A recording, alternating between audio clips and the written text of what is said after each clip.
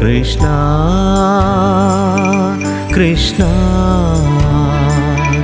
సాయి కృష్ణ కృష్ణ కృష్ణ సాయి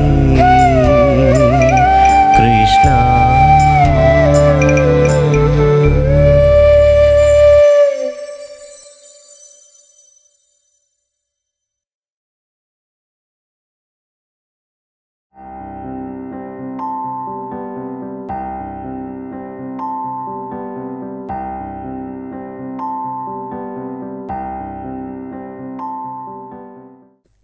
మాకు స్వామి గురించి అంటే చిన్నప్పటి నుంచే మాకు స్వామి ఫోటోని చూపించి స్వామి భగవంతుడు అని చెప్పారు.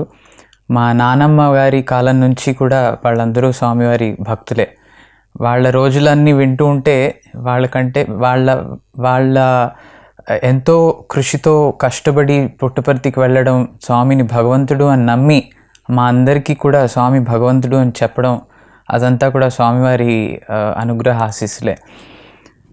1960వ సంవత్సరంలో మొట్టమొదటిసారి మా నానమ్మ తాతగారు వీళ్ళందరూ వెళ్ళారు.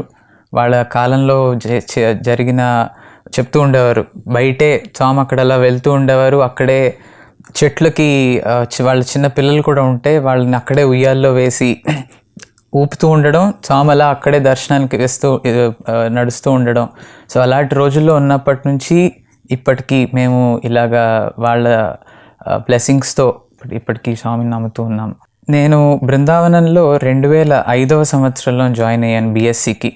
దీనికంటే ముందు ఎన్నో సంవత్సరాలుగా నా చిన్నప్పటి నుంచి మా అమ్మకి కూడా ఒక కోరిక ఉండేది. అక్కడ చిన్నపిల్లలందరినీ వైట్ వేసుకుంటూ ఉండని చూసి మా పిల్లడు కూడా ఇలాగే ఇక్కడ స్వామి కళాశాలలో చదువుకుంటే ఎంత బాగుంటుందో అన్న ఒక తపన ఉండేది మా అమ్మకి.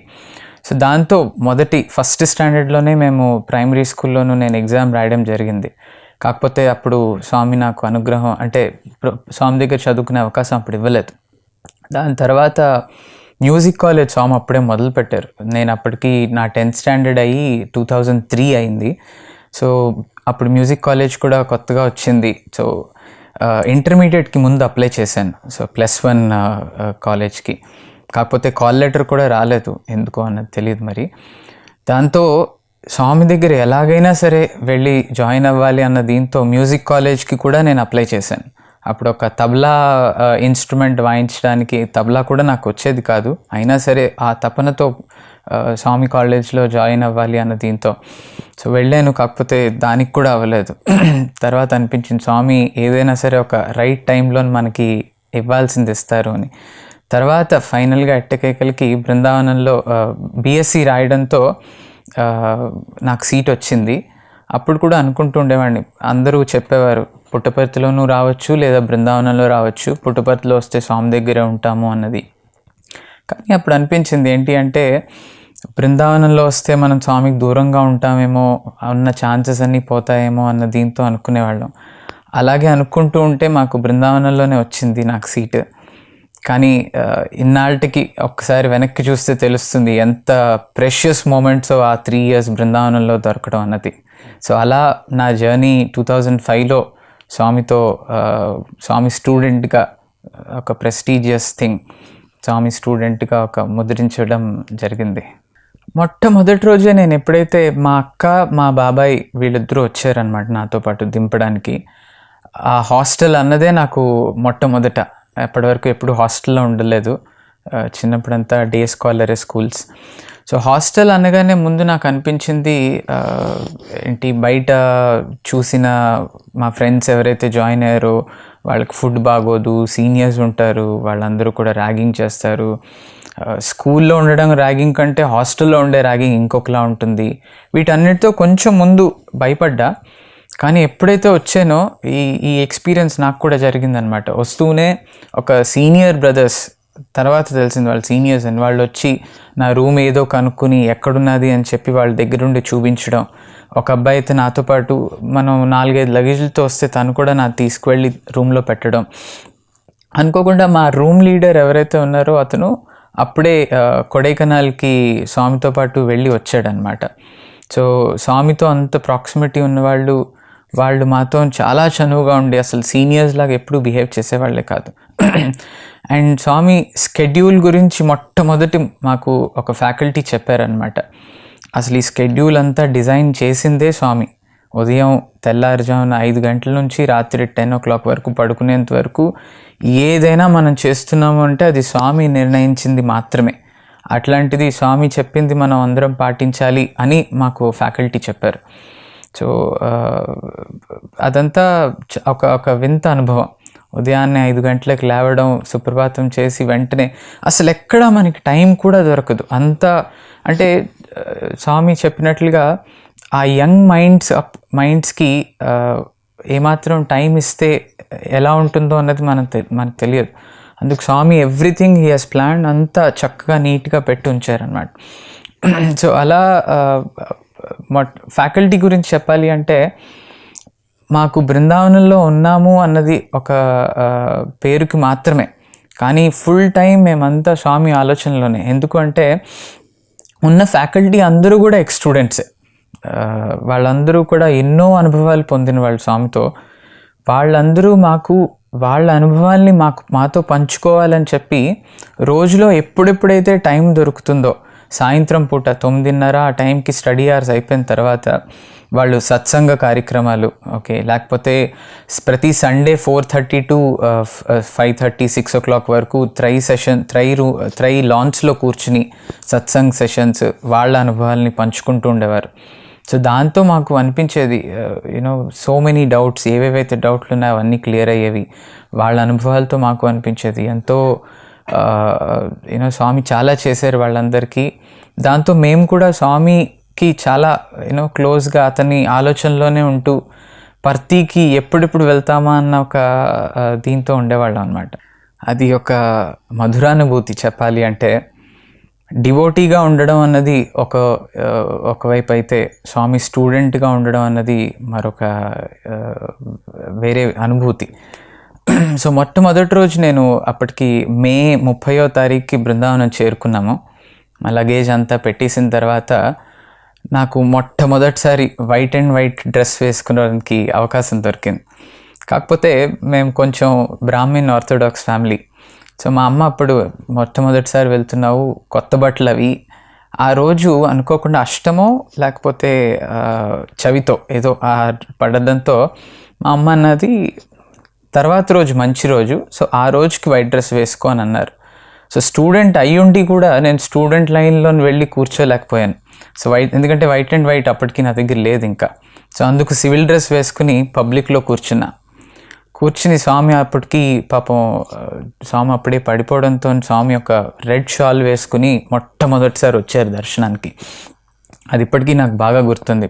పబ్లిక్లో కూర్చుంటూ దూరంగా స్వామిని అక్కడి నుంచి చూస్తూ చాలా బాధపడ్డాను. 2 బాధలు. ఎందుకు అంటే ఒకటి స్వామిని అలా చూడడం, 2 నేను స్టూడెంట్ అయ్యుండి కూడా అంత దూరంగా ఉండడం.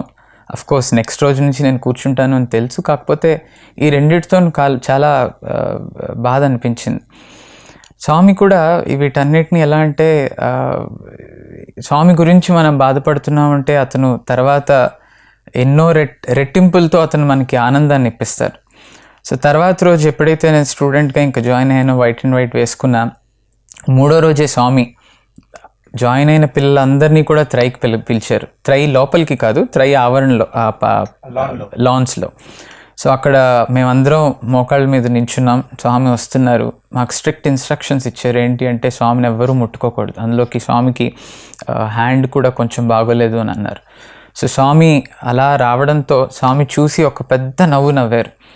అండ్ ఆ నవ్వుతున్న టైంలోనే మా సార్ ఒక అతను ఉన్నారు, అతను ఫోటోలు తీస్తున్నారు. అది నేను చూడలేదు, గమనించలేదు. స్వామి అంతా వచ్చారు, చూసి వెళ్ళిపోయిన తర్వాత 2 రోజుల తర్వాత అతను పిలిచి ఒక ఫోటోని, హార్డ్ కాపీ ఫోటో నాకు ఇచ్చారు. అందులో స్వామి నవ్వుతున్న ఫోటో. అది నా మొట్టమొదటి ఫోటో. వేరే స్వామి నేను ఇద్దరం కలిసి ఒక ఫ్రేమ్లో పడ్డాం అన్నది. అది చూసి చాలా ఆనందం అనిపించింది. సో అది 3వ రోజు. ఇంకా 5వ రోజుకి అప్పటికి నేను కొత్తవాడిని కాబట్టి అక్కడ ఏం జరుగుతున్నాయి, ఎలాగా ఏంటి అన్నది అంతగా తెలిసేది కాదు. ఈలోపు స్వామికి ప్రోగ్రామ్స్ బోల్డ్ మంది చేస్తూ సీనియర్ బ్రదర్స్ ఒక ప్రోగ్రామ్ చేశారు, కవి సమ్మేళన్ అని చెప్పి. సో కవి సమ్మేళన్ అంటే ప్రతి ఒక్కళ్ళు ఎవరెవరైతే స్టూడెంట్స్ ఉన్నారో వాళ్ళు ఒక్కొక్క వాళ్ళ స్టేట్కి సంబంధించిన లాంగ్వేజ్లో ఒక కవిని స్వామికి అర్పిస్తారు. సో అలాగ బోల్డ్ మంది స్వామికి ఆ కవితలను అర్పించారు. ఆ ప్రోగ్రాంలో మా క్లాస్మేట్స్ కూడా, కొత్తగా జాయిన్ అయిన వాళ్ళు, స్కూల్ నుంచి వచ్చిన వాళ్ళు, వీళ్ళందరూ కూడా ఉన్నారు.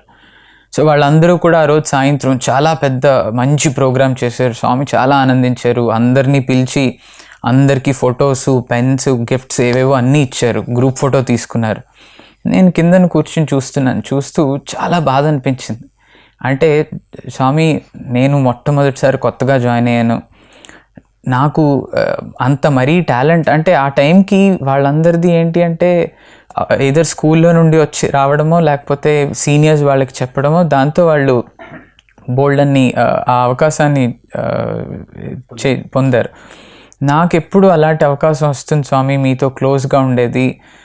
అందులోకి సీనియర్స్ చెప్తూ ఉండేవారు, స్వామి బృందావనంలో చాలా తక్కువ రోజులు ఉంటారు ఆ 2005 ఆ టైంలో. సో దాంతో మనకి ఛాన్సెస్ వస్తాయో రావో తెలీదు. చాలా బాధపడి అవంతా చూస్తూ ఆనందించాల్సింది పోయి నేను ఏడుస్తున్నాను. కాకపోతే నా బాధ అంతా స్వామి గురించే. వెనకాతల నుంచి ఒక అబ్బాయి నాకు అంతగా తెలియదు, ఇప్పుడు తెలుసు. అప్పుడు ఆ టైంలో కొత్త కాబట్టి మా క్లాస్మేటే అన్న తర్వాత నేను గమనించాను. సో అబ్బాయి వెనకాతల నుంచి ప్యాక్ చేసి చెప్పాడు, డోంట్ వరీ యార్, you will also get amazing chances. So తను ఏదో అన్నాడు అని చెప్పి ఊరుకున్నా. మర్నాడు స్వామి సాయంత్రం దర్శనానికి వచ్చి అక్కడ దర్శనం అంతా అయిపోయిన తర్వాత వెళ్ళిపోయారు. యథావిధిగా వెనకాతల నుంచి వెళ్ళిపోయి అందరూ ఇంక సరే వెళ్ళిపోతున్నాం, స్వామి కూడా లోపలికి వెళ్ళిపోయారు అన్న దీంట్లో స్వామి మళ్ళీ త్రై గేట్ నుంచి లేడీస్ సైడ్ నుంచి లోపలికి వచ్చారు. ఆ రావడంతో వస్తున్నారు అన్న దీంతో ఎవరెక్కడెక్కడున్నారో వాళ్ళు అక్కడ ఉండిపోయారు. సో నేను అప్పుడు కిందన ఒక గణేష స్టాచ్యూ ఉంటుంది, అక్కడే నేను తిరుగుతున్న వాడిని స్వామి వస్తున్నారు అనడంతో అక్కడే కూర్చుండిపోయాను నేను. సో స్వామి నేరుగా అక్కడికే వచ్చి అతని కుర్చీని అక్కడే పార్క్ చేసి స్వామి అందరితోనూ ముచ్చటిస్తున్నారు. సో స్వామి పక్కనే నేను ఉన్నాను అనమాట. సుమారు 45 నిమిషాల పాటు స్వామి అందరితో మాట్లాడుతున్నారు, నేను పక్కనే ఉన్నాను. అనుకోకుండా స్వామితోను మాట్లాడుతూ స్వామి చేయి పట్టుకుందాం అనుకున్నవాడిని స్వామి చేయి పట్టుకున్నా, నెమ్మదిగా స్వామి కూడా చేయి పట్టుకున్నారనమాట. సో దాంతో అలా 45 మినిట్స్ స్వామితో ఉన్నాం. 2-3 ఫోటోగ్రాఫ్స్ కూడా వచ్చాయి. అప్పుడు అనిపించింది స్వామి అప్పుడు ఏడ్చాను, స్వామితో అనుభవం క్లోజ్ ప్రాక్సిమిటీ కావాలి అని. వెంటనే ఒక 2 రోజుల్లోనే స్వామి అంత క్లోజ్గా, ఆ టైంలో 2005లో కొత్తగా జాయిన్ అయిన అబ్బాయికి అప్పటి వరకు స్వామిని అంత దగ్గరగా చూసి కూడా ఉండకపోవచ్చు, చూడడం చాలా తక్కువ. అలాంటిది స్వామి అంత దీనిగా ఇవ్వడం చాలా ఆనందించింది. అప్పుడు అనిపించింది ఆ అబ్బాయి ఎవరైతే అన్నారో మా పక్క రూమ్మేటే అనమాట. సో తర్వాత ఆ అబ్బాయి వచ్చి చెప్పాడు, I have seen you man, see you have cried for Swami and Swami have given you a wonderful chance the very next day. చాలా ఆనందం అనిపించింది. కృష్ణ